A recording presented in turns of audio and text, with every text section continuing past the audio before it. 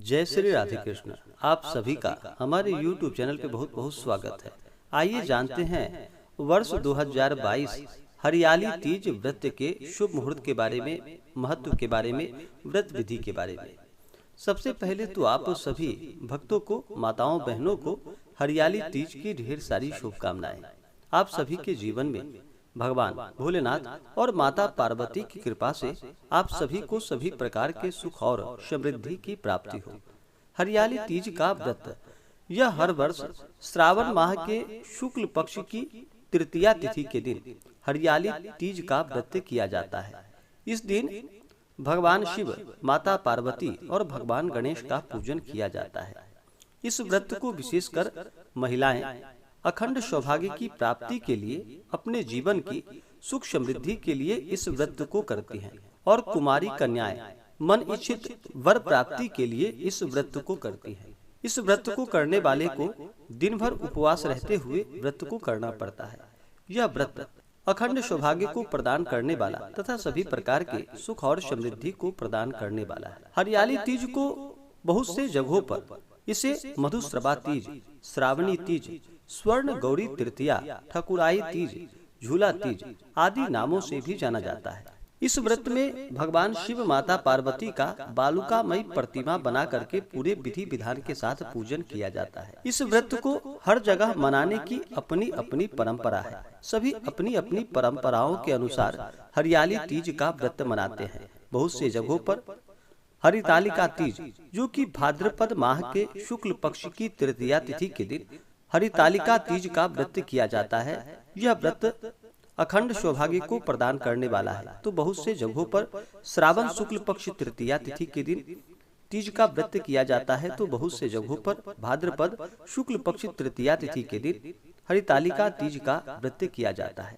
यह दोनों ही अखंड सौभाग्य को प्रदान करने वाला है। यह व्रत हरितालिका तीज के समान ही इस व्रत को किया जाता है। जो भी इस व्रत को रखती हैं, उन्हें चाहिए कि इस दिन सुबह ब्रह्म मुहूर्त में उठ करके नित्य क्रियाओं से निवृत्त हो करके गंगा नदी में या घर के नहाने के पानी में ही थोड़ा सा गंगा जल मिलाकर स्नान करना चाहिए।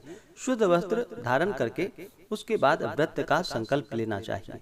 इस दिन महिलाओं को पूर्ण श्रृंगार करके, 16 श्रृंगार करके, उसके बाद इस दिन भगवान का विशेषकर प्रदोष काल के समय में भगवान शिव, माता पार्वती का बालुकामयी प्रतिमा बना करके पूजन करना चाहिए।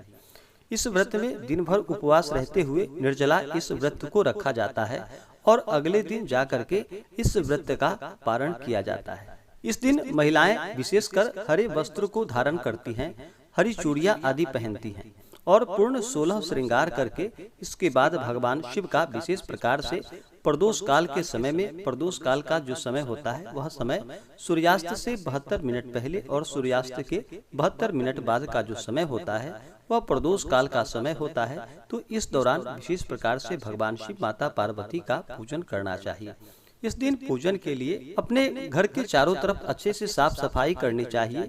एक अच्छा सा जगह ले, घर के ईशान कोण में विशेष प्रकार से पूजन करना चाहिए। वहाँ पे एक चौकी लगा करके चौकी पे लाल कपड़ा माता पार्वती के लिए और भगवान शिव के लिए सफेद कपड़ा बिछा करके वहाँ पे इनका पूरे विधि विधान के साथ बालुकामयी प्रतिमा या मिट्टी का प्रतिमा आदि बना करके पूजन करना चाहिए। वहीं पे भगवान गणेश का पूजन करना चाहिए। किसी भी प्रकार के शुभ कार्य या मांगलिक कार्यों में सबसे पहले भगवान गणेश का पूजन किया जाता है। भगवान गणेश सभी प्रकार के विघ्नों को हरने वाले हैं तथा सुख और समृद्धि को प्रदान करने वाले हैं। तो सबसे पहले भगवान गणेश का पूजन करना चाहिए। भगवान गणेश को जल, अक्षत, चंदन, पुष्प, धूप, दीप आदि से पूजा करनी चाहिए। भगवान गणेश को सिंदूर चढ़ाना चाहिए। उन्हें दुर्वादल अर्पित करने चाहिए। नैवेद्य का भोग लगाना चाहिए। इससे भगवान गणेश जी अति प्रसन्न होते हैं। इसके बाद भगवान शिव और माता पार्वती का पूजन करना चाहिए। इस दिन पंचोपचार या खोटसोपचार पूजन विधि के द्वारा भगवान शिव, माता पार्वती का पूजन करना चाहिए। इस दिन भगवान शिव का जल से अभिषेक करे, पंचामृत से अभिषेक करे, शुद्ध गंगा जल से अभिषेक करे। उसके बाद भगवान शिव को सफेद वस्त्र अर्पित करे, फिर अक्षत, चंदन, पुष्पों की माला अर्पित करे। भगवान को यज्ञोपवीत चढ़ाएं। उसके बाद बिलपत्र 3 पत्ते वाला, उस पे राम का नाम लिख करके भगवान शिव को बिलपत्र अर्पित करनी चाहिए। भगवान शिव को जो भी सच्ची श्रद्धा के साथ बिल्वपत्र अर्पित करते हैं तो कहा जाता है कि 3 जन्मों के पाप भी नष्ट हो जाते हैं। त्रिदलम त्रिगुणाकारम त्रिनेत्रम च त्रिधायुधम त्रिजन्म पाप संहारम बिल्वपत्रम शिवार्पणम। अर्थात भगवान शिव को जो भी सच्ची श्रद्धा के साथ बिल्वपत्र अर्पित करते हैं उनके 3 जन्मों के पाप भी नष्ट हो जाते हैं। तो भगवान शिव को बिल्वपत्र अर्पित करने चाहिए, समीपत्र, भांग, धतूरा आदि चढ़ाने चाहिए। उसके बाद धूप दीप दिखा करके फिर नैवेद्य का भोग लगाना चाहिए। नैवेद्य अपने श्रद्धा और सामर्थ्य के अनुसार जो भी बन पाए, दूध से बने हुए मिठाई या ऋतु फल आदि भगवान शिव को अर्पित करे। फिर जल से आचमनी कराए। मुख शुद्धि के लिए पान पत्र, सुपारी, लौंग, इलायची भगवान को अर्पित करे। द्रव्य दक्षिणा चढ़ाए। इसी प्रकार से माता पार्वती का जल से अभिषेक करे, पंचामृत से अभिषेक करे, शुद्ध गंगा जल से माता का अभिषेक करे, माता को लाल वस्त्र या हरा वस्त्र अर्पित करे। उसके बाद समस्त श्रृंगार की वस्तुएं माता को अर्पित करे। फिर अक्षत, चंदन, पुष्पों की माला अर्पित करे। माता को कुमकुम, सिंदूर आदि चढ़ाएं। उसके बाद धूप और दीप दिखाए अनेक प्रकार का नैवेद्य अपने श्रद्धा भक्ति भाव के साथ अर्पित करे। नैवेद्य के बाद जल चढ़ाएं, फिर द्रव्य और दक्षिणा चढ़ाएं। पुंगी फल, तांबूल, लौंग, इलायची के साथ में अर्पित करे। उसके बाद फिर हरियाली तीज व्रत का कथा श्रवण करे। उसके बाद आरती करे। इसी प्रकार से इस दिन भगवान शिव माता पार्वती का पूजन करनी चाहिए और रात्रि में जागरण करते हुए भजन कीर्तन करते हुए इस व्रत में समय को व्यतीत करना चाहिए। उसके बाद फिर अगले दिन जाकर के सूर्योदय होने के बाद फिर इस व्रत का पारण करना चाहिए। तो आइए जानते हैं हरियाली तीज व्रत के शुभ मुहूर्त के बारे में। हरियाली तीज का व्रत जो कि श्रावण माह के शुक्ल पक्ष की तृतीया तिथि के लिए जो कि हरियाली तीज का व्रत किया जाता है। तो तृतीया तिथि प्रारंभ समय 30 जुलाई 2022 दिन शनिवार रात्रि 3:02 और तृतीया तिथि की समाप्ति होगी 31 जुलाई 2022 दिन रविवार रात्रि 4:20 पे। तो हमें तृतीया तिथि सूर्योदय व्यापनी जो समय प्राप्त हो रहा है वह समय 31 जुलाई 2022 दिन रविवार को प्राप्त हो रहा है। तो इस दिन इस व्रत को किया जाएगा और अगले दिन यानी कि 1 अगस्त 2022 दिन सोमवार को इस व्रत का पारण किया जाएगा।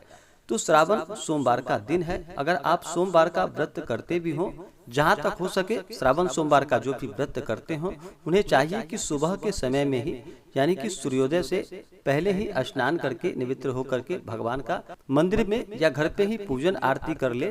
उसके बाद फिर व्रत का पारण करे और दिन भर उपवास रहते हुए सोमवार के दिन जिस प्रकार से भी आप सोमवार का व्रत करते हो, सोमवार के व्रत में अगर फलाहार ग्रहण करते हो एक समय तो फलाहार का सेवन करे या सिंधा नमक आदि का प्रयोग करते हो तो उसका रात के समय में प्रयोग करे या उपवास रह के करते हो तो उस प्रकार से भी आप अपने स्वेच्छा के अनुसार और जहाँ तक शरीर सक्षम हो उसके अनुसार व्रत को करना चाहिए। हरियाली तीज तिथि के दिन इस दिन सूर्योदय समय जो कि सुबह 5:24 और सूर्यास्त शाम 6:44। तो सूर्यास्त शाम 6:44 है। तो इससे पहले और इसके बाद के 1 घंटे के समय में आप भगवान का पूरे विधि विधान के साथ पूजन करें, लेकिन ध्यान रखें कि राहु काल का समय नहीं होना चाहिए। तो राहु काल का जो समय होगा हरियाली तीज के दिन वह समय शाम 5:04 से शाम 6:44 तक राहु काल का समय होगा। तो राहु काल समय के दौरान कोई भी शुभ कार्य या मांगलिक कार्य नहीं करना चाहिए, इसके बाद ही इन कामों को करें। तो राहु काल का समय जो कि शाम 6:44 तक है और इस दौरान प्रदोष काल का समय होगा। तो आप इसके बाद ही भगवान शिव का पूजन करें। 6:44 सूर्यास्त है तो उसके 1 घंटे बाद तक आप भगवान का पूरे विधि विधान के साथ पूजन करें, आरती करें, कथा श्रवण करें। हरियाली तीज के दिन नक्षत्र जो कि मघा नक्षत्र दोपहर 2:20 तक, उसके बाद पूर्वा फाल्गुनी नक्षत्र, योग जो कि वरियान योग शाम 7:12 तक, उसके बाद परीथ योग। हरियाली तीज के दिन रवि योग भी होगा जो कि बड़ा ही मंगल माना जाता है। यह बड़ा ही अच्छा मुहूर्त होता है पूजन आदि के कार्यों के लिए।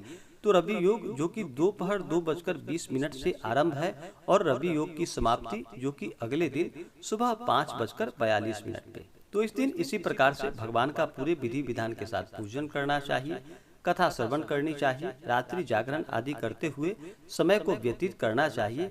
इससे पुण्य फलों की प्राप्ति होती है। तो आशा करता हूँ कि यह जानकारी आपको अच्छा लगा हो। ऐसे ही ज्ञानवर्धक जानकारियाँ प्राप्त करने के लिए हमारे इस चैनल पे अगर आप नए हैं तो चैनल को लाल बटन दबा करके सब्सक्राइब करें, साथ में बेल आइकन घंटी को दबाएं ताकि मेरे वीडियो का नोटिफिकेशन आपको समय से मिलता रहे। वीडियो को लाइक करें, शेयर करें। सुखी रहें और स्वस्थ रहें। जय श्री राधे कृष्ण। धन्यवाद। अगर आप श्रावण मास महात्म्य कथा आदि को सुनना चाहते हो तो आप वीडियो के आइकन में जा करके या श्रावण मास महात्म्य का मेरे चैनल पे प्लेलिस्ट बनाया गया है, आप उसमें जाकर के श्रावण मास महात्म्य का कथा भी श्रवण कर सकते हैं। अगर आप चैनल पे नए हैं, व्रत पूजन कथा आदि के बारे में जानकारियाँ प्राप्त करना चाहते हो तो आप हमारे चैनल पे बने रहने के लिए चैनल को लाल बटन दबा करके सब्सक्राइब करें, साथ में बेल आइकन घंटी को दबाना न भूलें ताकि मेरे वीडियो का नोटिफिकेशन आपको समय से मिलता रहे। मिलते हैं फिर अगले वीडियो में। जय श्री राधे कृष्ण। धन्यवाद।